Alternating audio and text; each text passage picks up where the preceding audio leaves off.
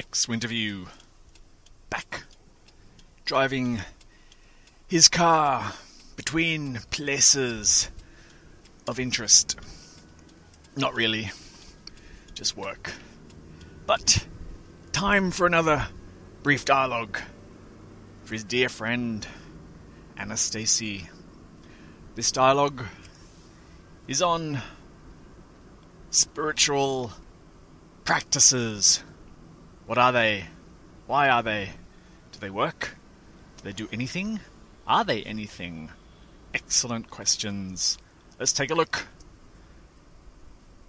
First and foremost, who or what would undertake a spiritual practice? Bit of a dilemma there. We've talked briefly about the appearance or absence of self, and naturally the question might arise, if there's no self, no individual, no person, then who or what would undertake such an endeavour? And second to that, if the endeavour was to be undertaken, to whom or what would there be benefit? The questions are good. Really, they make sense. But let's come back to them.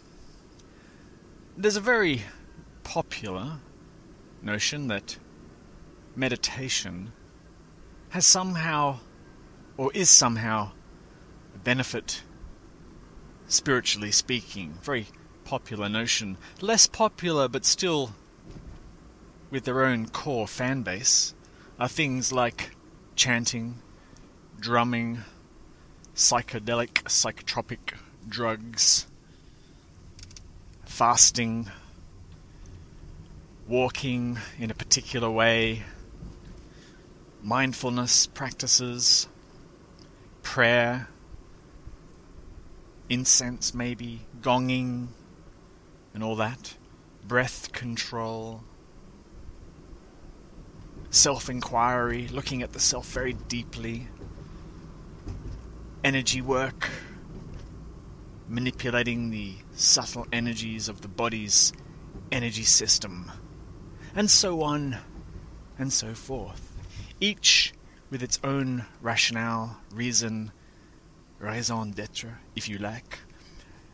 But to what end? What am I trying to do? Where am I trying to get to? What's the point?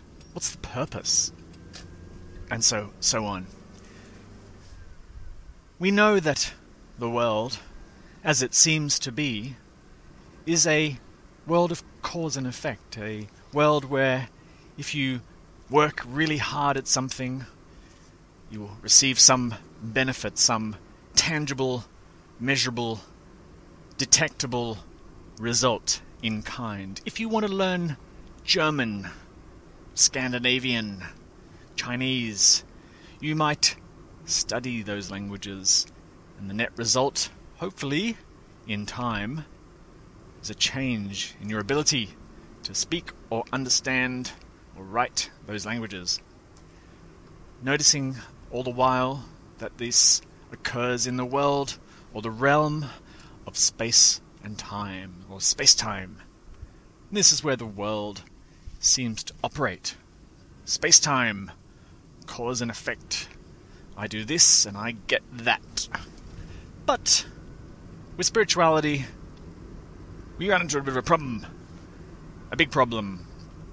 And that is, we're told by these mystical, enlightened people on mountains and so forth, there is no self, no individual entity at the center of one's existence.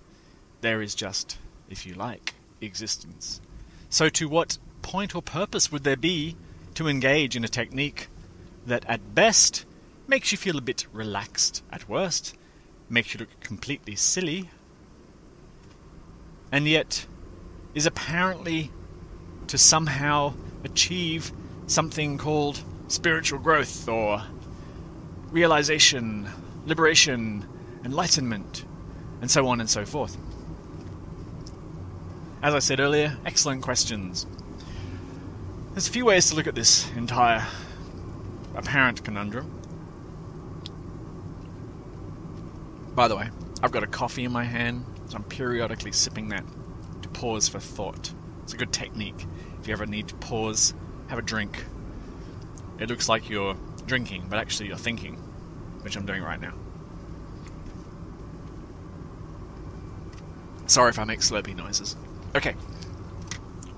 One way to look at it is that the entire manifestation of the entire universe is an infinitely mysterious unfolding. It just happens. No one is doing it. There's no God causing it. There's no intelligence running the show, pulling the strings. It just happens, seemingly. And within that happening, there naturally arises a multitude of phenomena that we can observe. And one of them, out of the shopping list, is, or are, spiritual practices. And so there's a sort of benign, it just is what it is approach. You can just say, spiritual practice happens. What of it? Yo. If you're a bit ghetto, like me. So, that's one way to look at the whole thing. The other way to look at it is, you could say, but I believe there's a person. So as long as I believe there's a person, let's pretending that this I somehow exists who believes, let's pretend that.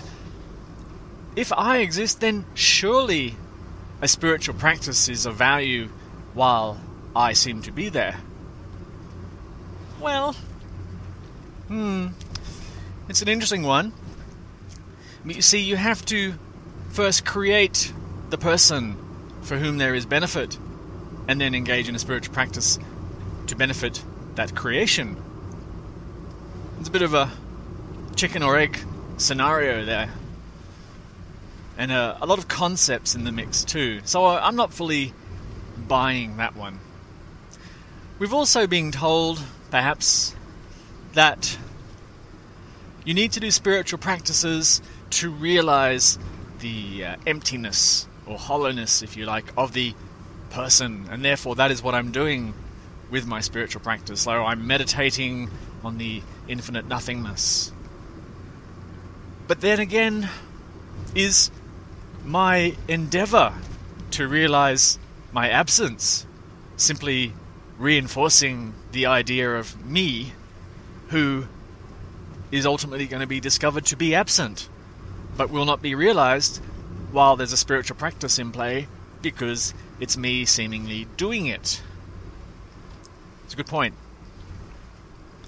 I would agree that a me cannot do anything, let alone a spiritual practice.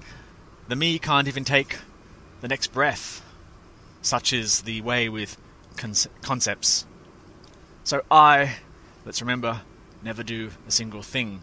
But will meditation, even though I might not be doing it, somehow be helpful in some way?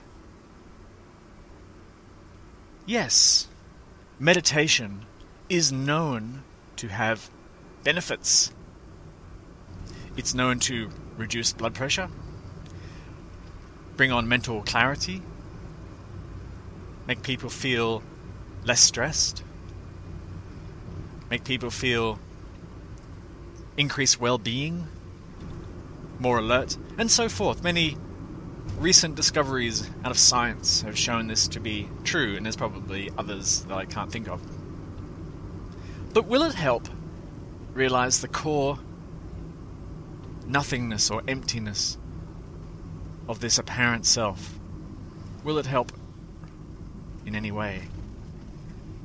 Rather than get into the philosophical is there or isn't there a self and what will this practice do, I'd rather spin it around a little bit and ask, what is it that you think is the point of it? Rather, what are you ultimately trying to do? And what we tend to find, not necessarily, is there's a recognition that how things are presently is in some way unsatisfying. That my life, the way it seems to be working for me, manifesting, I don't like. I want it to be better. I want it to be different. Deep sip of coffee. Looks like I'm sipping, actually thinking.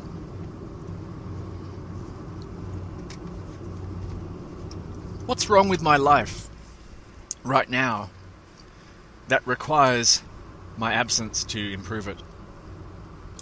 Why do I think my life is so horribly awful that I need to engage in a spiritual practice to improve it?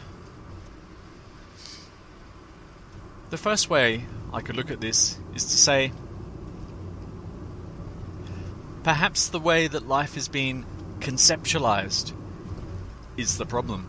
In fact, even the word life is a concept. Without the word life, without even the concept of life, what is known suddenly? When you look around without any concept of life, what can you say? What can you say about the body, the self? Nothing. Or rather, I don't know. I don't know what to say if I don't have a concept for life. What if my life is perfect right now in its awfulness? What if somehow it's meant to be awful for some reason that I don't know? I don't know that. That can't be known. It sounds like a concept, but it could be true. I don't know. What if it'll just become better as a result of this automatic functioning at one point, and I don't really need to do anything. It'll just somehow improve. I don't know. But we notice that all these thoughts revolve around value judgments, time and space, past, present and future. It's like the mind can't help itself. It has to frame it endlessly within that context. If there's a me, as the mind will report, if there's an I, a central character, then surely the thinking would go that I'm living this life. And if I'm living this life, if it's my life to live, then surely there's some value, or perhaps there's a better life that I can be living, a qualitative change that might be possible, so that this life is better than it has been. And when I look at others, I imagine that their life has a quality that has characteristics that I would like for my life as well. And if I could have those characteristics, this life would be better somehow. And what you might find in that line of thinking is, you might look at someone and say, wow, they're really rich, and I can see they have a lovely big house and a car, and they have a cool car or four, big swimming pool, and parties and stuff. And I think, if I could make my life more like that, maybe I'd have a better life. And perhaps in the story of the individual, hard work or intelligent work could be undertaken and more money earned, and the life could be seemingly shaped into something approximating your friend's life down the road who has 4 Ferraris and cool house. And perhaps those qualitative improvements will be experienced in my life as well. But what has happened? What has actually gone on there? Do I actually know? Is my life better? Or is my life more like the imagining of my friend's life? Have I just simply shifted in imaginings of my life? Perhaps it was all along an imaginary endeavor from the word go. I imagined someone else's life. I imagined its benefits. I imagined it for myself. I worked hard and now I have it. All thought and concept and imagining. And when we apply it to spirituality, the same thing. We do something similar in a way. Well, the individual does something quite similar. It looks at an individual who they think is liberated or enlightened or has some inside track knowledge of depth and meaning, and they feel somehow that if they had that too, there'd be an improvement, it would be better somehow. And that's the natural way the mind is designed to function. It can't be helped. Of course, someone who presents as an enlightened master will seem to have something better than you. It's unavoidable. The mind will position whatever quality is desired in that it will imagine it in that person. And in the same way as going for Lamborghinis and Ferraris, it will imagine ways that this life could somehow take on the same flavor, or the individual could be imbued with those qualities through some endeavor. Another imagining process. But is there anything wrong with it? Not really. I can't think of anything that's wrong with it, nor can I think of anything that's right with it, in fact, when I really look at it that way. It just is what it is.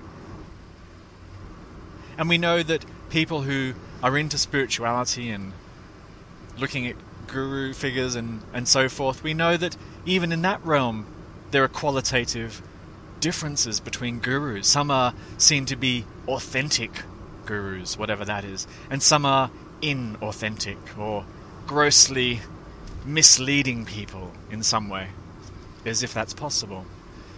There's a subculture within spirituality that a teaching has to be somehow pure, and has to be fresh, has to be authentic. It has to come out of the teacher's own direct experience. It can't be made up, otherwise it won't have the power, so to speak. But what power are we talking about? What do we imagine that a pure teaching has, that an impure teaching does not have? Once again, we come back to the mind. The old mind. Structure, hierarchy, better, worse, time, before, after, etc. It cannot help but imbue anything it turns its attention to with the structures of its own workings. So a guru becomes not just a guru, but a good guru, or a bad guru. A teaching becomes a good teaching, or a bad teaching. Spirituality becomes a matter of progress, or stalling, or sidetracking, or great leaps forward, or sudden intuitions, and so forth. Sometimes within a spiritual practice, there seems to be a change, a shift of some kind. Some people describe it as an energetic shift, or a non-linear, can't even say the word, non-linear intuitive leap. Some people find beliefs fall away, or beliefs are refined, or something seems to be more refined in the character now. Wonderful, seemingly stories of change and progress, and for the aspirant, the person engaged in the behavior, it's reinforced as I'm on the right track. This is the path for me. I'm on the right path. Meditation is really working. I didn't like yoga, but this one here is working for me. This guru, this one's really wise, speaks my language. This guru is contemporary and uses street language and mixes it up and keeps it real, and I really like that.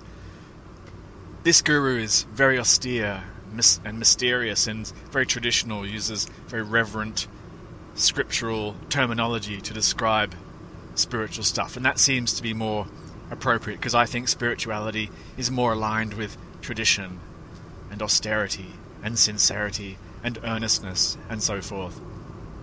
The mind has infinite ways of categorizing spirituality, spiritual practice, spiritual growth, and so forth. But to what end? To what point? For what purpose does it try all that? It does it because that's what the mind does. That's all it can do. It cannot not do the mind. The mind is in some ways a machine. a very sophisticated, incredible machine. An amazing processor of information, dissemination, technology and information. It's incredible. It's also a master storyteller. It's a magnificent storyteller. It's a marvelous dreaming machine, in a way. It places the central character in an adventure called My Life and surrounds it with fantasies and stories and images of what might be, the awfulness that has come and gone, hope for the future, and so forth. That's what it does. But it's all in the mind, all a dream, which I quite like as an analogy. Some people don't like the dream analogy, but I really like it. It's all one dream, in a sense. It's all dreaming of a better tomorrow, perhaps. There is no good answer to the question of spiritual practice, but I hope throwing these ideas around has loosened up the mind a little bit. Perhaps given it pause, maybe a little bit of healthy doubt. There's no need to stop a spiritual practice. There's no need to do a spiritual practice. It's correct, there is no one to benefit from that, but that's a realization that happens outside of the mind. To assert that within the story there's no person, therefore there's no point in meditating, is another mental construct, a mentalization. It's the cart before the horse, you might say.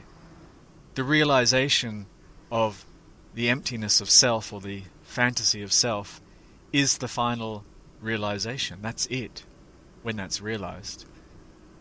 Doesn't matter what happens after that, really. But before that point, so to speak, if you want to call it a point, there's nothing that can or can't be done except within the story, within the mind.